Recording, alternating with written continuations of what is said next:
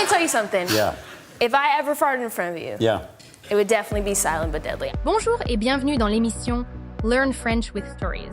Dans cet épisode, on va se concentrer sur la carrière d'un multi-hyphénate qui est passé du statut d'enfant star à celui d'actrice, chanteuse et icône de mode aux multiples facettes, laissant une marque indélébile sur l'industrie du divertissement, Zendaya.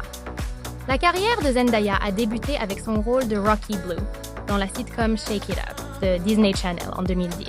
Aux côtés de Bella Thorne, Zendaya a séduit le jeune public par ses talents de danseuse et sa présence charismatique. Le début de sa carrière a été marqué par des parcours typiques de Disney Channel, notamment sa participation à la 16e saison de Dancing with the Stars, où elle a terminé vice-championne, mettant ainsi en valeur ses capacités de danse exceptionnelles. En plus de sa carrière d'actrice, Zendaya s'est également lancée dans la musique. Son premier album éponyme est sorti en 2013, avec des succès comme Replay, qui a non seulement mis en valeur son talent vocal, mais aussi sa capacité à commander une scène. Sa musique, souvent imprégnée des thèmes de l'indépendance et du respect de soi, a trouvé un écho auprès des jeunes auditeurs, ce qui a renforcé son statut de modèle.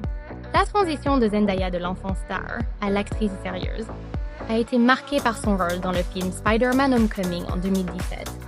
My friends call me MJ.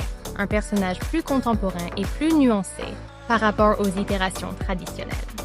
C'est également sur le tournage de Spider-Man que Zendaya a rencontré son partenaire Tom Holland, qui deviendra plus tard son copain. I'm not obsessed with him, just very observant.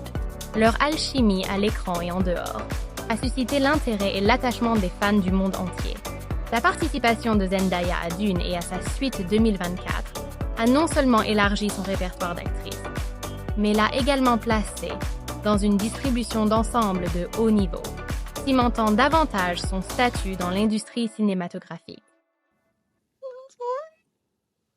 I'm sorry, but I need you to tell me where they are. I need you to tell me where the pills are, Mom. I need you to tell me where the suitcase is. Tell me where they are, Mom. Fuck! L'interprétation de Rue Bennett par Zendaya dans la série Euphoria de HBO représente une étape importante dans sa carrière. Dans le rôle de Rue, Zendaya livre une performance brute et émotionnellement saisissante, dépeignant une ado aux prises avec la toxicomanie et les réalités complexes de la vie d'une ado moderne.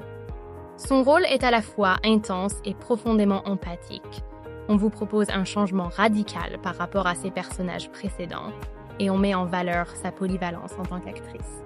Ce rôle lui a non seulement valu les éloges de la critique, mais lui a également apporté une reconnaissance importante sous la forme de prix prestigieux.